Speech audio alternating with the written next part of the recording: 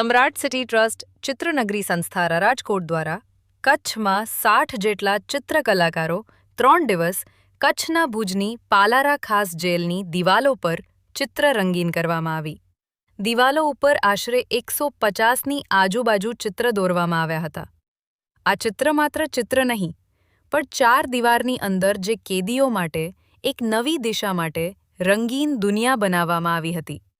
કેદી ભાઈઓ જેલથી છૂટ્યા પછી જીવનની શરૂઆત સારી રીતે કરી અને પોતાની જિંદગી સારી રીતે જીવી શકે તેવા અલગ અલગ ચિત્ર દિવાલો ઉપર દોરવામાં આવ્યા.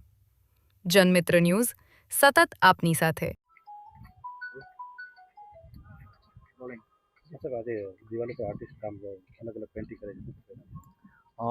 આ ભગીરથ કાર્યમાં આપણે સૌ પહેલાં તો અમારા જેલોના વડા અને ગુજરાતના પોલીસ મહાનિર્દેશક અને મુખ્ય પોલીસ અધિકારી શ્રી ડૉક્ટર KLN રાવ સાહેબ, આઈજી શ્રી અશ્વિન ચૌહાણ સાહેબ, અમારા રાજકોટ ઝોનના વડા શ્રી વાગીસા જોશી સાહેબનો હું આભાર વ્યક્ત કરીશ કે આ કામમાં એમનો ભરપૂર સહયોગ પ્રાપ્ત થયો છે.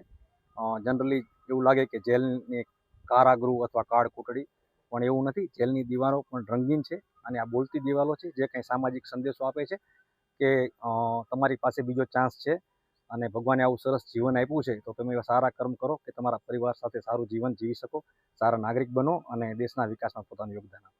ખાસ કરીને કેટલી ટીમો આવી છે અને કઈ સંસ્થા છે? રાજકોટની ચિત્રનગરી સંસ્થા છે જે આવા આપણા સરકારી ઇમારતોમાં અને જાહેર રોડ ફૂટપાથ ઉપર લોકો ખૂબ જ સારું કામ કરે છે અને 70 જેટલા કલાકારો છે, એમાં આશરે 45 જેટલી બહેનો છે અને કમિટીના મેમ્બર વગેરે છે.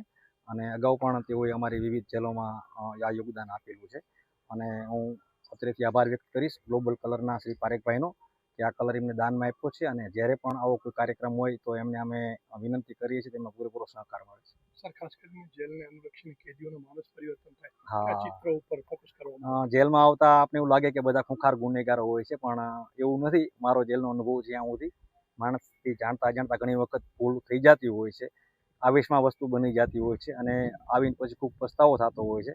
તો આ ચિત્રોમાંથી પ્રેરણા લે અને બીજાને કહીને પોતાના જીવનમાં પણ ઉતારે કે ભાઈ આવી ભૂલ ન કરો કે તમારે જેલમાં આવવું પડે.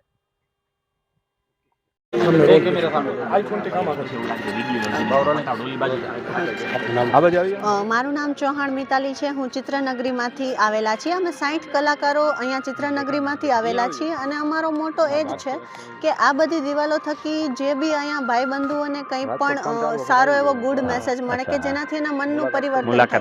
એ ઘણા લોકોએ અલગ અલગ કોડ્સ, અલગ અલગ વિચારથી દિવાલોમાં ચિત્ર બનાવેલા છે કે ક્યારેક એક ચિત્ર એવું છે કે જેમાં તમે દિવાલમાં છે તો કે તમે તમારું શરીર બાંધી શકો છો, મન નહીં. તમે તમારું મન બદલાવી શકો છો.